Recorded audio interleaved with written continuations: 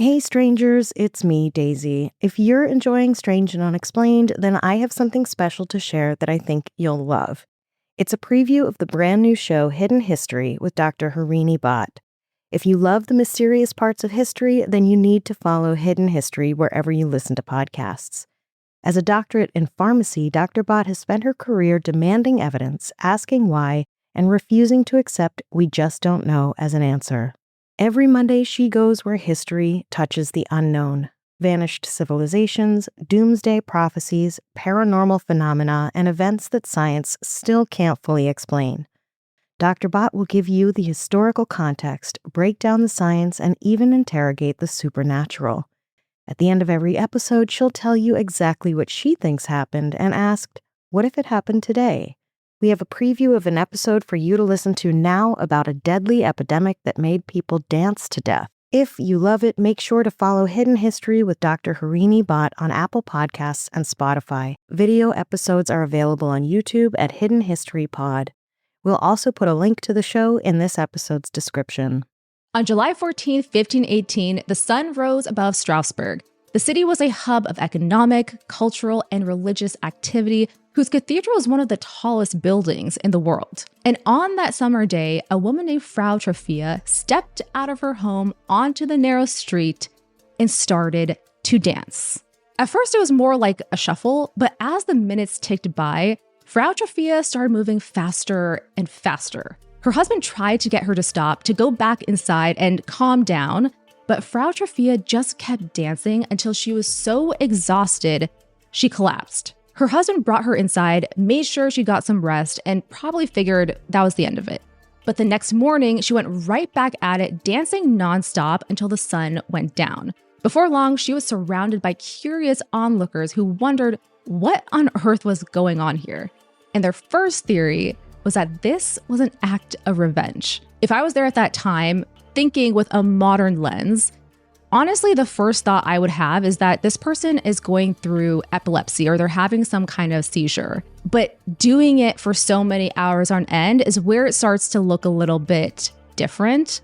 And that's why we need to dig a little bit deeper. We don't know much about Frau Trophia other than she was married. We don't even know her first name. Frau is basically the German equivalent of Mrs. But supposedly, she and her husband had gone into some sort of argument right before she started dancing, and he hated dancing. So people wondered if this was just a way to get back at him. But by the end of that second day, Frau Trophia hadn't stopped.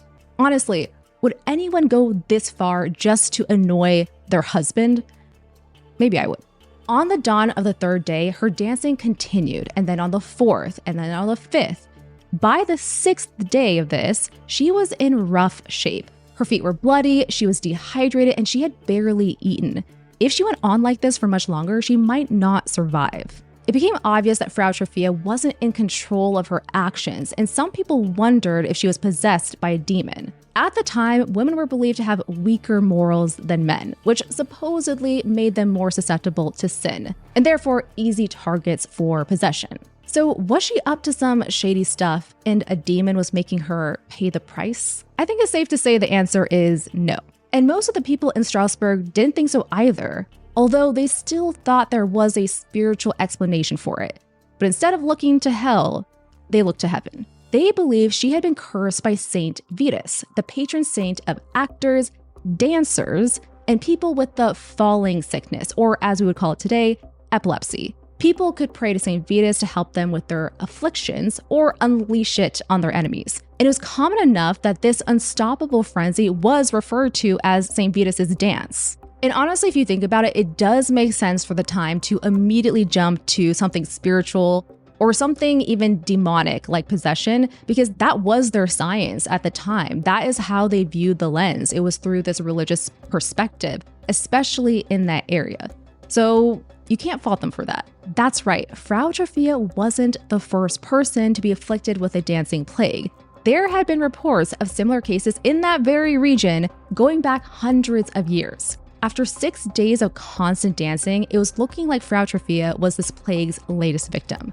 So around July 20th, 1518, her jerking body was strapped into a wagon and she was taken to pray at the shrine of St. Vitus, nestled in the mountains about 30 miles west of Strasbourg. The reports don't say what happened to her after that, though some historians believe that it was a case of no news is good news, since it's more likely that it would have been recorded if she had died. But this was far from the end of the story. Soon enough, the city of Strasbourg would be consumed in a living nightmare, because just as Frau Trofea's dancing frenzy was ending, it was beginning for hundreds of others.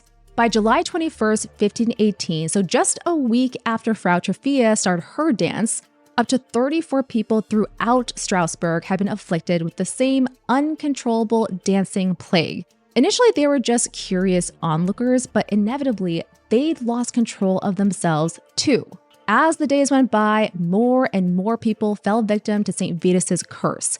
By July 25th, the number had risen to around 50 people. With so many affected, it wouldn't be practical to transport everyone to the shrine. So the city council decided to do something unexpected.